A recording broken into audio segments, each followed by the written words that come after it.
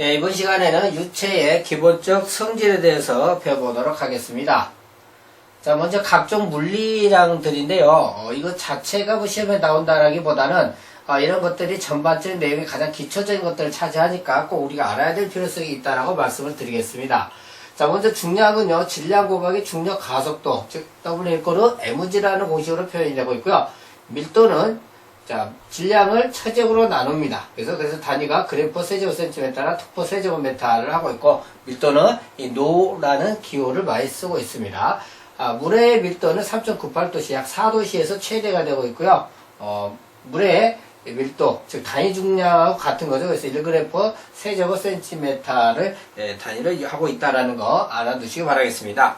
자, 그다음 이제 단위 중량이죠. 이제 밀도가 조금 다른 것이 여기서 이제 무게를 최적으로 나누고 있다는 게 다르죠. 그래서 V분의 mg, 로 g로 표현이 된다. 이런 거 어떻게 좀 기억을 하시고요. 물의 단위 중량도 역시 4도씨에서 최대가 되고요.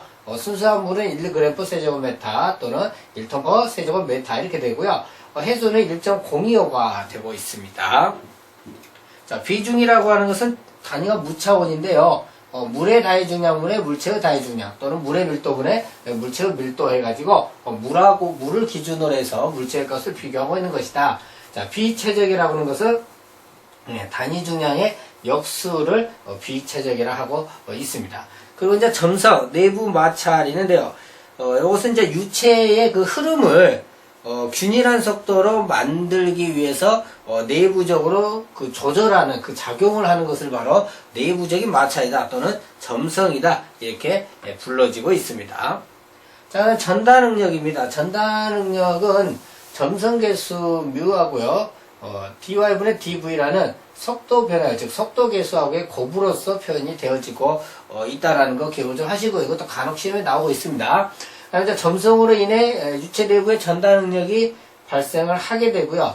유체 내부에 상대 속도가 없다면 전달 능력이 작용하지 않겠죠. 그죠? 그래서 마찰의 원인은 바로 뭐다? 아까 말씀드렸던 뭐다? 점성이란 얘기죠. 그래서 점성은 액체의 북자간의 응집력에 의한 것으로서 온도가 상승하면 응집력이 약해지면 점성이 작아진다 그랬는데 엿 같은 거 있죠? 찐득찐득한 엿 우리가 끓이면서 이렇게 저으면 좀 끈적함이 줄어들잖아요. 네, 그런 효과라고 보시면 되겠습니다. 자, 그 다음 점성계수입니다. 자, 물체가 외력에 대해서 연속적으로 저하하는 성질을 점성계수라 하고 있다. 이 정의 어쩌다 한 번씩 나오고 있고요. 그 다음에 이제 동정성계수가 있습니다. 이것은 점성계수를 밀도로 나눈 값을 동정성계수라고 표현하고 있습니다. 점성계수는 별표 1개 정도의 비중으로 출제되고 있으니까 동정성계수 반드시 외우고 계셔야 될 것 같고요. 유동계수라고 하는 것은 이를 나누기 점성계수, 즉 점성계수의 역수를 유동계수라고 표현하고 있습니다. 자, 그 다음 물리적 특성에서 이제 압축률이라는 게 있습니다. 압축계수라고도 하는데요. 그 압력의 증가량 분의 요걸 기준으로 하는 그것 분의 최적의 변화율을 압축률이라고 있고요. 그래서 이 공식 좀 잘 기억하셔야 되겠고요. 이거 2분의 1로 표현되는데 이때 요 2가 뭐냐면 최적 탄성 계수입니다. 그래서 최적 탄성 계수의 역수도 압축률 또는 압축계수다. 자, 물은 10도씨 상태에서 또 일기압에 대해서 약 10만 분의 5씩 압축되고 있다는 거, 이것도 상당히 중요한 내용이 되겠습니다. 자, 다음에 이제 최적 탄성 계수인데요. 앞에서 했었던 이 압축계수 이 공식하고 정반대로 완전 뒤집어져 있는 상태죠. 그렇죠? C분의 1이기 때문에 그렇습니다. 자, 그렇게 보시면 될 것 같고, 자, 물에 작용하는 힘은 크게 응집력, 부착력, 표면장력 이렇게 나뉘는데, 응집력이라고 하는 것은 같은 액체끼리의 어떤 잡아당기는 그런 힘을 응집력이라고요. 부착력이라고 하는 것은 액체와 고체 사이에서의 그 잡아당기는 인력을 부착력이라고요. 표면장력은 액체인 물과 기체인 공기가 맞닿는 면에서의 그 끌어당기는 힘을 뭐라고 한다? 표면장력이라 합니다. 그래서 응집, 부착, 표면장력 기본적으로 좀 숙지를 하고 계셔야 되겠습니다. 자, 이제는 표면장력에 대해서 한번 좀 살펴보려고 하는데요. 자, 이러한 물방울에 작용하는 표면장력이라고 하는 것은 우리가 역학에서 그 표현조건식에서 시그마 V는 제로를 만족을 해야 되는데요. 이 내부에 작용하는 압력의 단위 P, 단위는 톤퍼 제곱 센티미터나 톤퍼 제곱미터나 그램퍼 제곱 센티미터 이렇게 보시면 되겠죠. 그런 거보다 면적의 하중이 되겠죠.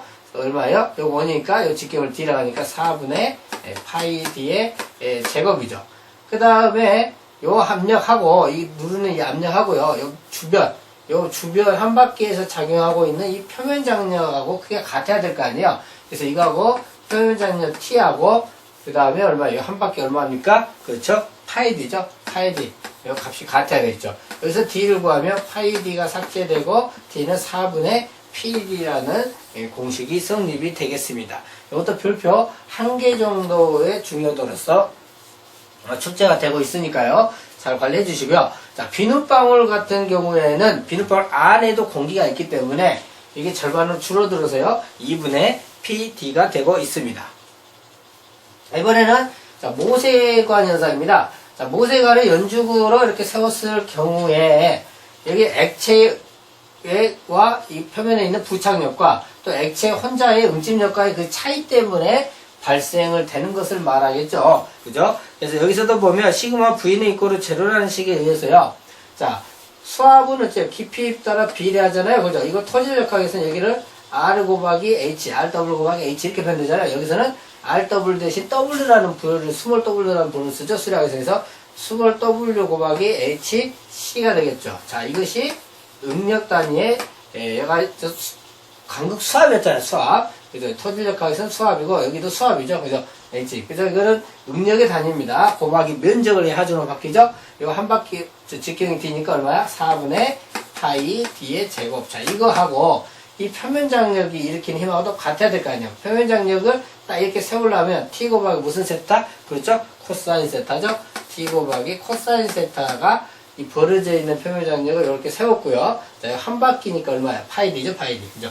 곱하기 면적 파이 D 하면 되겠습니다. 이때 H, C 여름을 구하면 WD분의 4T 코사인 세타가 나오겠죠? 자, 이 공식이 별표 한 3개 정도의 중요도로 시험이 출제되고 있으니까 반드시 이 공식 숙지를 하셔야 되겠습니다. 자, 이번 두 개의 영집평판을 세운 경우인데요. 이때도 뭐 구하는 방법은 유사한데요. 자, 일단은 수압은 W 곱하기 HC고요. 이번에 면적이 요 면 전체에 작용을 하잖아요. 이렇게. 그쵸? 그죠? 면적이 B 곱하기 D가 되겠습니다. 또 표면 장력은 T가 이렇게 수직으로 딱 세워야 되니까 T 곱하기 무슨 세타? 코사인 세타하고 표면 장력이 요 변과 요 변에 작용하죠? 그러니까 B가 몇 군데? 두 군데 있어. 이 B가 되겠습니다. 이때 여기서 HC를 구하면 WD분의 2T 코사인 세타가 되는 것을 알 수가 있습니다. 자, 차원과 단위에 대해서 한번 알아보겠습니다. 자, 차원과 단위에서 절대 단위, 즉 LMT계가 있고요. 공학 단위 LFD계가 있는데 L은 길이죠, 길이. 예? 그죠? T는 시간입니다. 근데 절대 단위에서는 질량을 씁니다. 지읒 있죠? 지읒 있죠? M.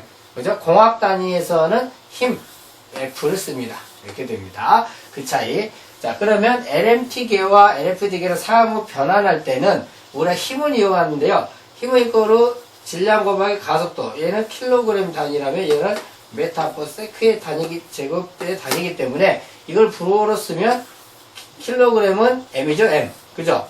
메타는 L의 1승이죠, 1승부터. 시커트, 시간이니까 T인데 분모에 2승이 있으니까 마이너스 분모란 표시죠? 마이너스 2승이다. 이렇게 되죠. 그래서 F는 이거로 MLT의 마이너스 2승이다. 이걸 알아야 공학 단위와 절대 단위를 이렇게 상호 넘나들 수 있기 때문에 반드시 숙지를 하셔야 되겠고요. 자, 다음 대표적인 물리량에 대한 공학 단위를 우리가 조금 기본적으로 암기를 좀 해두실 필요는 있습니다. 예를 들어서 자, 속도와 가속도 메타 퍼 세크의 제곱, 단위 중량은 톤 퍼 메타의 3승이죠. 그럼 공학 단위이기 때문에 예를 들어서 T는 힘의 단위니까 F죠. 거리죠. 분모에 3승이 있으니까 L의 마이너스 3승이 되겠죠. 이것은 공학 단위다 그 말이에요. 공학 단위. 그쵸? 그래서 요 지금 공식들을 점성계수 단위, 동전수 단위, 운동량의 단위 외우면 요 놈을 보고 우리가 LFD계의 변환을 할 수 있겠죠? 그죠? 그럼 이제 여기서 요걸 어떻게 바뀌느냐? 자, 여기서 한번 해봅시다. F가 뭐라 했어요? 아까 ML T의 마이너스 2승이라고 했죠? F 자리에 요 놈을 넣는 거죠. 그 다음에 뒤에 L의 마이너스 3승이 있으니까 요 놈 보면 M L의 1승과 L의 마이너스 3승이니까 L의 마이너스 2승 남죠? T의 마이너스 2승 남았죠. 이것이 바로 이 절대 단위, 즉 LMT계로 바꾼 것이다. 자, 이렇게 해서 바꿀 수 있다는 것이 되겠습니다. 자, 이렇게 해서 가장 첫 번째 단원이었던 육체의 기본적 성질에 대해서 살펴보았습니다.